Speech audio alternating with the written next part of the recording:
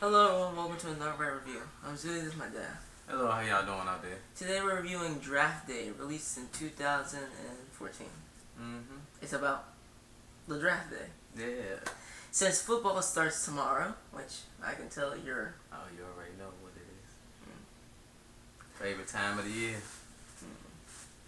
Most amazing opening day for any sporting event. Even at And you're Olympics. clearly showing what team you're with. Of course. I'm from Washington, D.C. Who else would I be with? But let's get into the movie. Oh, most definitely. So the film starts with Sonny. Should I say his last name and stuff? I mean, you don't have to. Sonny Weaver, but... Sonny Weaver Jr., right? Mm-hmm. And the whole thing is that the draft is happening today, and what's it called? His dad died, I think a week before this happened. I ain't really sure when his dad died. They said a few weeks or something like that. Yeah, well... And, what team is he with? The Cleveland Browns. The Cleveland Browns. They weren't doing so good. At least how they were making it sound. Yeah, like his father was a good coach, and so I guess the city kind of mad at him that he fired his father from being the head coach because he the GM of the team. And so it makes us think that he's a bad son. Yeah, I mean, well, they try to frame it that way, but also he's with his girl Anna. Allie. Allie, right? Yeah. And they're having this weird, I guess, energy towards each other. I guess they had an argument or something. We don't know. They're just. Well, because from what I took at the conversation at the beginning, it seemed like she was asking him what he think about them moving in together. I mean, she must have been asked him this stuff, and he haven't gave her the answer. I mean, either way, I don't think, because I'm sure if he would have told her he don't want to, she would have probably been feeling a different type of way. But I don't know. But she leaves off. Yeah, she goes to work. While he's on the way to work, he's listening to radio and how everyone basically doesn't like him. Yeah, they trashing him in the town. He also gets a call from Chadwick Boseman character, rest in peace. What's his name? Vontae Mack. Matt. Yeah. And he's like, so I was in a good chance of Good morning, Mr. Weaver, and all that. Yeah, being in your pick. Because and then you see when he say Vontae, what you doing calling me? He said you gave me your number at the combine. But go ahead. My bad not to cut you off. But anyway, he hangs up on Monte from what Drew told me. He's not allowed to talk to them. Yeah, because it could have. I mean, I assume it could be kind of tampering. I'm not sure at that moment in time. I mean, because I think they get a certain window to talk to the players and stuff, and then after that, we'll go. Then he gets another call from another player. Who is that? This player was in yeah. That was the running back. Cause on the movie, his father, it's Aaron Foster in real life, but in the movie, his father, Terry Crews, used to play with the Cleveland Browns. Like he's a Brown hometown legend, and Shorty from Cleveland too. And he got into a fight with some guys, him and his friends. So they talking about his stock dropping in the draft. So he trying to explain to Sonny, cause he want to play for the Cleveland Browns, cause he hometown guy, and he trying to explain to him what happened, and basically some dudes picked on him, and they fought him back, but whatever. But go ahead. And then he hangs up that call and gets one final call from Tom Michael. Oh, the GM for Seahawks. Yeah, I don't know his name. And he's basically eating his pancakes. Yeah. And he's like, "Am I disturbing you or something?" He's like, "No." He's like, "All right, I want to make a trade. You have Bo Carmichael." No, he said, yeah, I'm gonna help you out. He said, cause you need that number pick. You're gonna need Bo Callahan. Yeah. So, what you trying to give me to get him? And so eventually, he basically gives up all of their first round picks for the next 3 years. Yeah, and 3 of their second round picks for the next 3 years too. His team is pissed with this idea once he introduced it, like the coach and all that. Yeah. But the owner loves it. But the owner made him do it. Remember? Oh yeah. Because he got the call from the Slim called him first, and he was like, "I'll call you back." Slim only wanted 3 first round picks at the time, and no, he wanted 2 first rounds and a 3rd round the 3rd year. But then he went to the owner. And the owner was like, he wanted Bo Callahan. Because he had this weird analogy about this slide and how it made a splash and they made a splash. Mm-hmm. It kills me. He was petty the next time. He's like, that was 30. He's like, that was just like a half hour ago or something. He's like, the world changed that half hour ago. Yeah. So that's when he does the deal. And he said, you disturb me. You know I love my pancakes. So you need to make a decision. Yeah, pressed him out. He, like I said, go through the deal. His Because team he knew he needed. Because he knew. I mean, you pay attention to the other teams in your league, so you can know what they need, what they going through. You pay attention to the fan base, all types of stuff. So, but yeah, go ahead.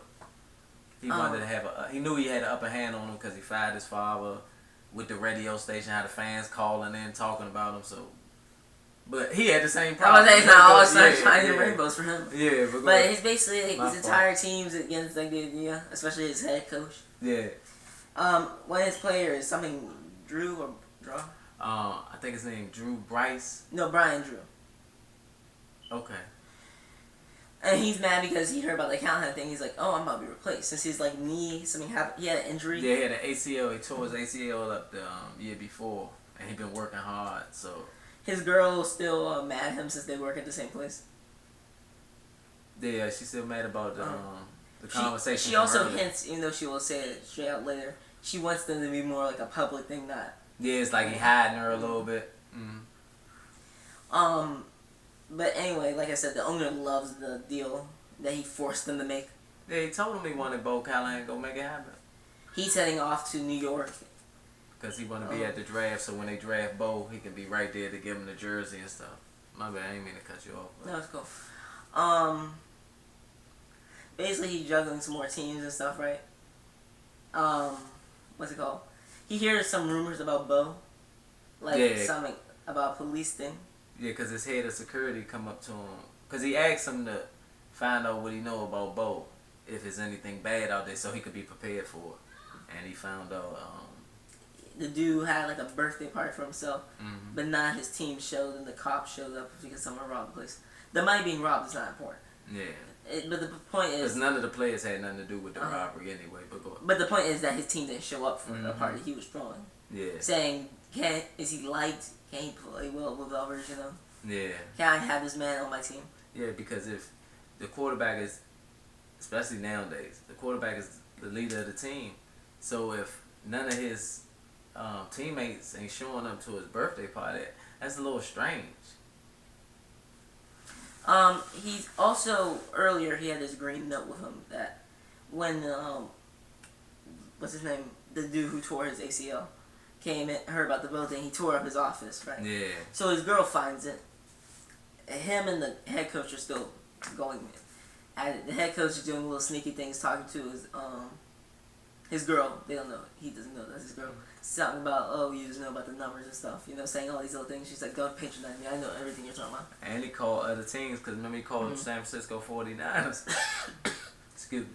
And their GM, the offensive coordinator called him, and then their GM called. Talking about the other GM was like, man, what's up? No, calling about Drew. Remember he was like, man. Oh, yeah, he did call what y'all gonna do with Drew, man? And he keeps telling him, I'm still excited. He said, I'm still thinking about it. But he knew the whole time that the offensive coordinator did it because the offensive coordinator didn't want Callahan. Remember he said, I wanted a running back. Because he wanted the dude that you was talking about with his father that was fighting in the bowling alley. The bowling, what they was at, the bowling joint? I don't know where they was at. But wherever he was having a fight. Yeah, but he was fighting that. And then, Matt want to go to the Browns because he liked the coach and he think he'd be a good pick. And plus, his grandmother is sick, and he said he can't afford to drop. He said because if he don't go 7th to Cleveland, this was before he traded the picks. My bad to get back right there. He said if he goes 7th, if he go after 7th, he was gonna drop in the 16th or 16 or something back then. And he said it wouldn't have been enough money to take care of his grandmother and stuff like that. And then you already know. Well, we'll get to the other situation. But go ahead, my bad. And then, after some more stuff happened, he finds out his girl's pregnant. He found out? I thought he already knew. My bad, he already knew, but we find out. Yeah. She's talking about, he's like, I won't be the best dad of the year. And she's like, I'm not going to be the best mom of the year, but we're going to try it. Yeah, because I guess he figured the problems him and his father had. Also, his mom is calling him after he made the deal. Yeah. Because on Twitter, Mac is talking about how I'm being he stood up for Bo, and he's like, I was watching him in that game. You watched it. Don't watch me. Watch him. Yeah. Oh, you talking about when Mac called him back? Yeah. He said, yeah, Mr. Weaver, check that tape out. Yeah. And then, but go ahead, my bad. I ain't mean to. And then, because I was getting confused because you started talking about his mother, then you said something about Mac, and I didn't know what you was. We're running some time. Basically, then he gets like a call from what's it called? I'm jumping forward little scenes because nothing really happens important in between. Well, when he made that trade, you forgot the offensive coordinator came in there and burnt up the the playbook. You mentioned that. No. I mean, But go ahead. I mean, I semi-told it happened. Yeah, but go ahead. But he burned up the playbook and stuff. Nah, get back to what you was talking about. The Chiefs call him and they're like, "What's with that Mac dude? He's cool. Anything about that?" Yeah, something wrong with him. And he keeps saying, "Well, I don't know. He's a good kid though." And No, he was like, he didn't say nothing negative about him. He was like, he's a good kid. No, I'm saying he's like, should we take him? He's like, I don't know. That's his whole thing with all these people. I'm still deciding. Yeah. Come on, man. You know what's going on. What happened after this? Did his mom show up next? Yeah, because his mom kept calling. I guess he wasn't answering, and she showed up because with his ex-wife. With his ex-wife, with his father, with his ashes. And in his will, he wanted him to be spread over his field. Yeah, because they named the practice field after his father once he passed away and stuff. And she wanted him to go with her to the 50-yard line. Yeah, and spread the ashes. Yeah, but he said he couldn't because it's draft day and he was involved in all this stuff. And eventually leads to him throwing a computer against the wall and walking out. Mm-hmm. And his girl will go after him. They have a conversation where he's like, I talked to my dad's doctor, and he's like, if he doesn't stop doing this, he'll die from the stress of it all. Yeah. So I tried to get him to retire. He wouldn't do that. Mm-hmm. So that only left me with one option. Fire him. But the mother, I think, she knew about that, right? No, I don't know. There's also this running thing of the mom keep forgetting his girl's name. Yeah, keep calling her everything but Allie.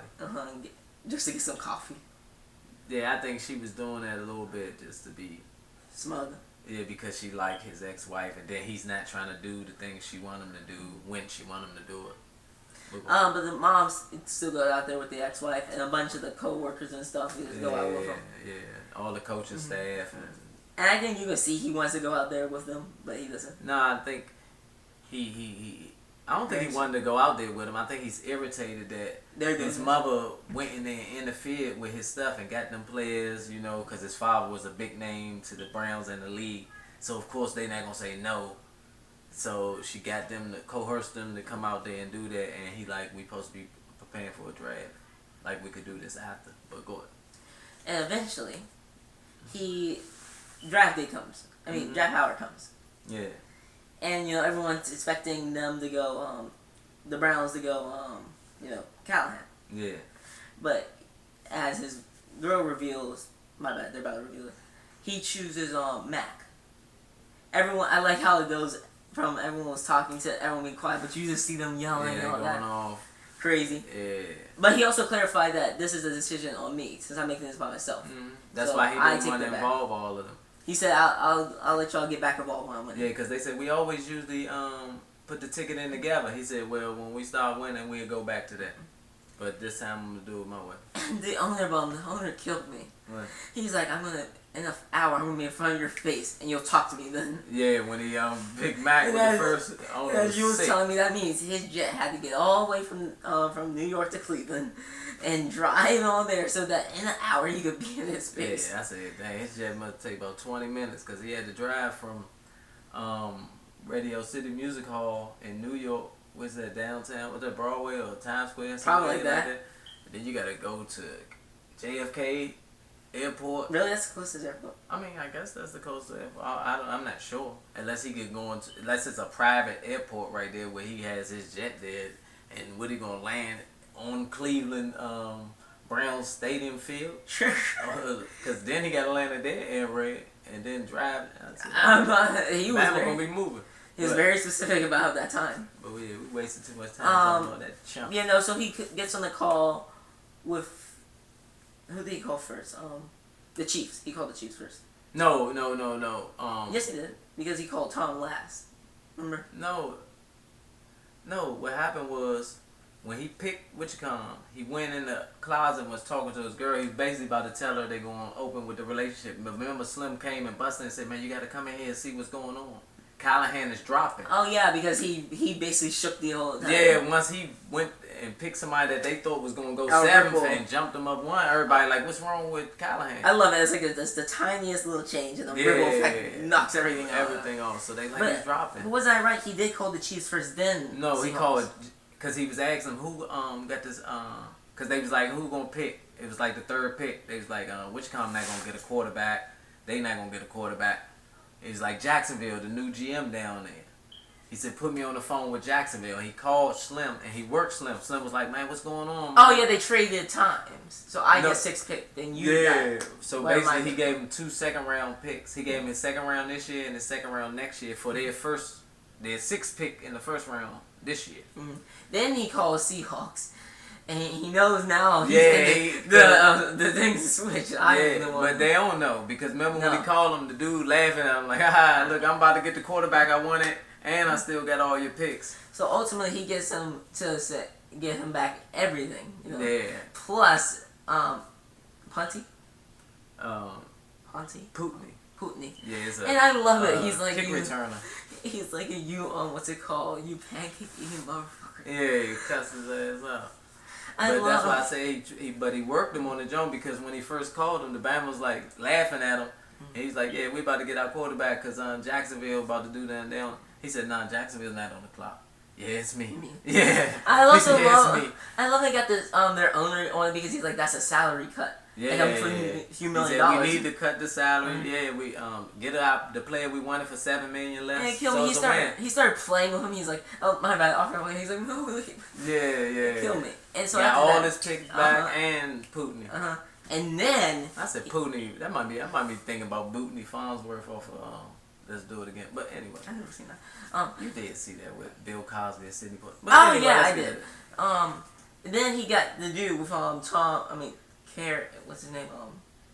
Terry Card. Oh, Terry Crews. As the father. He got Arian Foster. Yeah. Arian Foster. So they wound up getting 3 picks in the first round, and they started off in the 7th pick, and they got to keep all their all their first round and 3rd round picks. So they came off. I also love it. The owner, he came in here. He's like, I'm ready to go with this. Well, he's trying. But then after he started like swindling and all that, they were all like, all shaking hands like, good man, and all that. He should have said, yeah, back on me, huh? So after he said my job was done, I left out with my girl.